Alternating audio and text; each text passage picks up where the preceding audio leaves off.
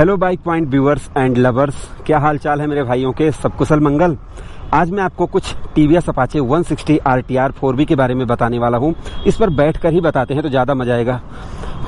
तो दोस्तों, कुछ बाइकें तो बिल्कुल मायावी होती हैं। ऐसा लगता है कि उनको सर्विस सेंटर की बजाय ओझा के पास ले जाना जरूरी होता है। मैं आपको बताना चाहूँगा इस बाइक में कुछ प्रॉब्लम है। सबसे पहले तो आप यहीं पर देखेंगे कि स्टार्ट होने के बाद इस बाइक की इंजन चेक लाइट अभी बंद नहीं हुई है। और दोस्तों, मैंने आप लोगों के कमेंट भी पढ़े हैं, तो मैं सोच रहा हूं कि इसको चल के सर्विस सेंटर में ही दिखाता हूं, क्योंकि ये बाइक अभी वारंटी में है।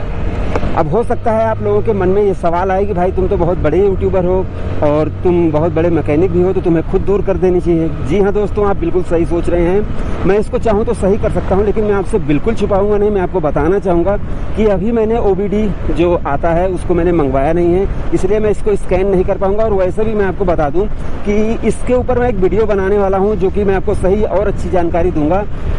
इस बाइक के बारे में तो मैं जान रहा हूं कि इसके O2 सेंसर में प्रॉब्लम है, ऑक्सीजन सेंसर में कुछ प्रॉब्लम है, जिसकी वजह से ये जल रही है। लेकिन अभी ये बाइक वारंटी में है और मेरे साथ आप देखेंगे कि मेरे पीछे कस्टमर भी हैं।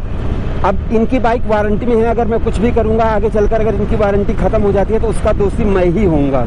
तो इसलिए मैं ऐसा बिल्कुल नहीं करूंगा। मैं चल के सर्विस सेंटर में दिखा देता हूं, वैसे आप लोगों को भी बता दूंगा कि इनकी सर्विस कैसी है टीवीएस वालों की। ये सारी चीजें पता चल जाएंगी दोस्तों। तो जैसे कि अगर इनकी वारंटी खत्म हो जाती तो मैं चाहे जो रिपेयर करता, कोई दिक्कत नहीं थी। और मैं आपको बताना चाहूंगा दोस्तों कि R15 FZ ग्लैमर जो ओल्ड मॉडल है, पहले फ्यूल इंजेक्शन के साथ आती थी, उसकी कई वीडियो मैंने बनाई हुई है। और उसको तो बिना कनेक्टर के ही, OBD स्कैनर के ही मैं उसको सही कर सकता हूं, और मैंने किया भी है। लेकिन अब जैसे ये बिल्कुल नई बाइक है भाई, 7000 किलोमीटर चली है और इसमें थोड़ी प्रॉब्लम आ रही है, तो इसको वहीं पर दिखाना उचित होगा। अब इसमें कोई एक्स्ट्रा बातें सोचने की मुझे नहीं लगता कोई जरूरत है। तो सीधा चलते हैं टीवीएस के सर्विस सेंटर और आप लोगों को दिखाते हैं। और मैंने इसलिए कहा कि मायावी होती हैं। अभी जब ये लाइट नहीं जल रही थी तो ये झटका ले रही थी, अभी झटका, जब ये लाइट जल रही है तो आज झटका ही नहीं ले रही है, फिर कभी लेती है। तो मतलब हल्का फुल्का झटका भी लेती है बाइक, और वो भी कभी लेती है कभी नहीं लेती है। तो मतलब कि मायावी हो गई है। तो चलते हैं टीवीएस के सर्विस सेंटर पर और आप लोगों को सारी चीजें बताते भी हैं और दिखाते भी हैं। अभी आप देख रहे हैं यहाँ पर ये लाइट जल रही है, और जैसे ही मैं इसको स्टार्ट करूंगा ये लाइट बंद हो जाएगी। तो अभी ये बाइक सही हो चुकी है। टेस्ट राइड कर देखते हैं इसकी।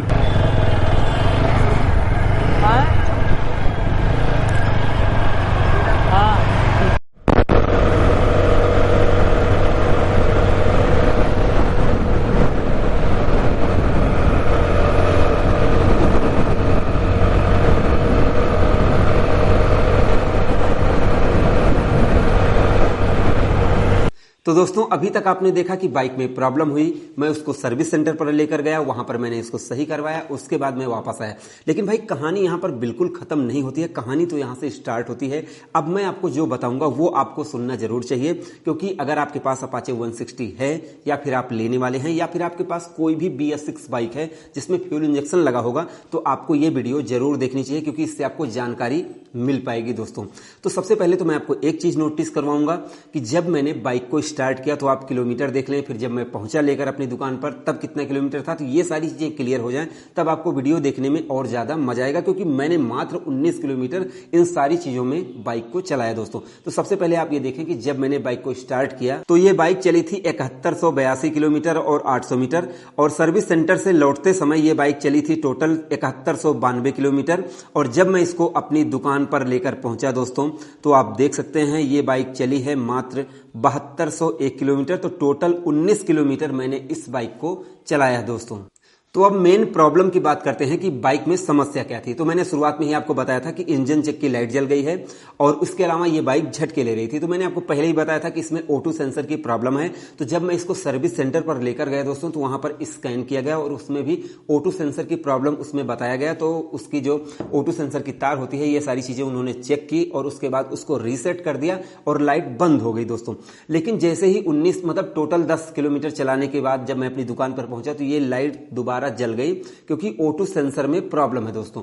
तो अब सबसे पहली बात तो मैं आपको बताना चाहता हूं कि आपने बहुत सारी वीडियोस देखी होगी कि OBD स्कैनर लगाओ और उसको स्कैन कर लो अपनी बाइक को, प्रॉब्लम दूर कर लो, रीसेट कर लो। तो दोस्तों वो तो जैसे नॉर्मल कोई प्रॉब्लम होती है तो आप उसको दूर कर सकते हैं OBD स्कैनर से, लेकिन अगर आपकी बाइक में ऐसी समस्या आती है कि अगर कोई सेंसर खराब होगा तो आप चाहे जितना स्कैन करेंगे, चाहे जितनी बार रीसेट करेंगे, वो लाइट थोड़ी देर बाद जल जाएगी और आखिर में आपको वही सेंसर चेंज करवाना पड़ेगा या फिर उसको रिपेयर या उसको सही करवाना पड़ेगा, तभी लाइट बंद हो सकती है। तो अभी मेरे पास OBD स्कैनर तो नहीं था क्योंकि मुझे जरूरत नहीं पड़ती थी। यामाहा की बाइक या फिर हीरो ग्लैमर जैसे आती थी तो उनमें अगर कोई दिक्कत आती थी तो वो ऐसे भी समाप्त कर दी जाती थी, लेकिन अभी जैसे कि इसमें आई तो मैंने सोचा एक बार दिखा देता हूं क्योंकि बाइक वारंटी में है और ग्राहकों की वारंटी जैसे कुछ पैसे कमाने के लिए मैं ऐसा नहीं कर सकता हूं कि किसी ग्राहक को परेशान करूं या फिर उनकी वारंटी ही खत्म करवा दूं। तो मैं उसको खुद रिपेयर नहीं करना चाहता था, बाकी मुझे पता था कि O2 सेंसर में ही प्रॉब्लम हो सकती है। क्योंकि दोस्तों जैसे जब BS6 बाइकों में प्रॉब्लम आती है तो कुछ गिने चुने सेंसर हैं जिनमें प्रॉब्लम आती है, तो उसकी वीडियो मैं अलग बनाऊंगा। अभी मैंने आपको बताया कि इसके O2 सेंसर में प्रॉब्लम थी जिसकी वजह से इसकी लाइट जल रही थी, इंजन चेक की लाइट, और बाइक झटके ले रही थी। तो फिलहाल सही होने के बाद इसमें झटके तो नहीं ले रही है बाइक, लेकिन ये इसमें आपको इंजन चेक की लाइट जल गई और कभी कभी ये बाइक हल्की हल्की झटके लेती है। तो अभी जैसे सर्विस सेंटर पर ये बताया गया, मैंने दोबारा फोन कर दिया भाई कि इसकी लाइट जल गई, तो उन्होंने कहा भाई O2 सेंसर का हम ऑर्डर कर देते हैं, जैसे वो आ जाएगा हम लगवा देंगे। तो अब आएगा तो वो वारंटी में लगेगा या नहीं लगेगा, उसके पैसे लगेंगे या नहीं लगेंगे, वो आगे अगर कुछ होता है तो मैं उसके बारे में आपको बताऊंगा। फिलहाल मैं आपको इस वीडियो में यही बताना चाहता था कि जैसे अब सभी जो मैं आपको प्रॉब्लम दिखा रहा हूं ये सभी अपाचे में नहीं हो सकती, ये कभी किसी किसी में हो जाती है। तो फिलहाल इस बाइक का O2 सेंसर खराब हो गया और इसको 2 बार रीसेट किया गया। दोस्तों सिर्फ इतनी जानकारी देनी थी मुझे आपको, और इसके अलावा एक जानकारी ये भी देनी थी कि जैसे कि ऐसा नहीं है कि OBD स्कैनर ही सब कुछ भगवान हो गया है, अगर आप उसको लगाएंगे तो तुरंत सारी चीजें स्कैन कर लेंगे। उसके लिए सामान भी होना चाहिए कि जो सेंसर खराब होगा उसको आप सही करेंगे, अन्यथा प्रॉब्लम आती नहीं हो तो अगर कोई BS6 बाइक में प्रॉब्लम आई तो नॉर्मली दूर हो जाती है, उससे कोई बहुत बड़ी उसमें बात बनाने की जरूरत नहीं है।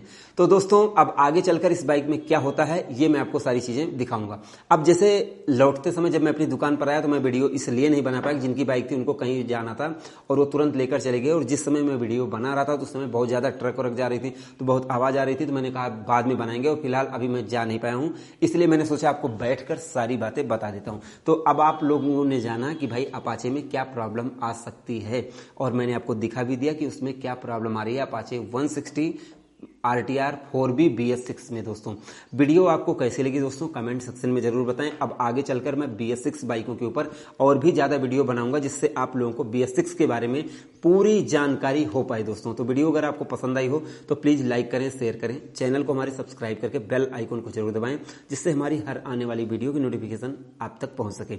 तो हमारी इस वीडियो को देखने के लिए, हमारे इस चैनल पर आने के लिए आपका दिल से धन्यवाद। आपका दिन शुभ रहे। धन्यवाद।